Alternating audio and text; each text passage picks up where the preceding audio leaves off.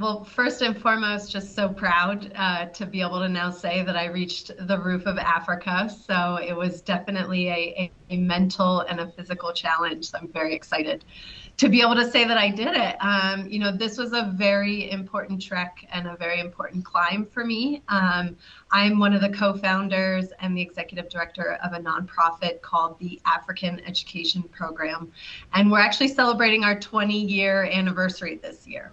And so as a part of our celebrations and our continued fundraising for all of our great work that specifically takes place in Zambia, I wanted to do this trek to really celebrate everything that we have accomplished. There are very few people in the world who can claim that title, who can claim that they have climbed the top of Africa or been at the top of Mount Kilimanjaro. What were some of the things that you saw along the way? The hardest part, honestly, is moving slow. You gain a lot of altitude over a short number of days, even though we did it over the course of a week, which was the longest of the routes. The fact that you are going so high, you have to take your time going up. In Swahili, you say pole pole, slowly, slowly. So that was a real challenge for me, as someone who moves fast, does things fast, keeps going all the time, to have to slow down to ensure that I would reach, that summit, I think was a challenge. And then there's a physical challenge too. Just because you're moving slow doesn't mean it's easy. I would say 4 of the 8 days that we were climbing were physically intense. So out of our 8, everyone made it to what's called Stella Point. That's kind of the first, arrival at the top, and you're able to see the crater and the glacier.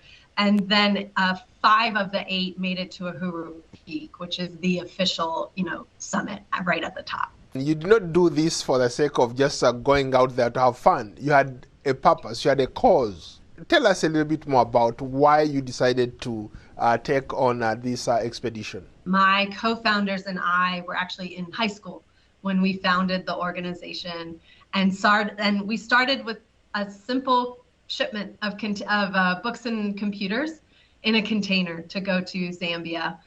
When you see how we've grown over the years, starting with 25 youth and today reaching thousands and thousands across Kafue district, it's a really humbling experience. And I think as we thought about, how we could celebrate this, it felt like a trek like Kilimanjaro would be an equally humbling experience, but an equally, celebratory experience. Have you been able to raise a little bit of money to support your cause? Yes. So our goal was $20,000.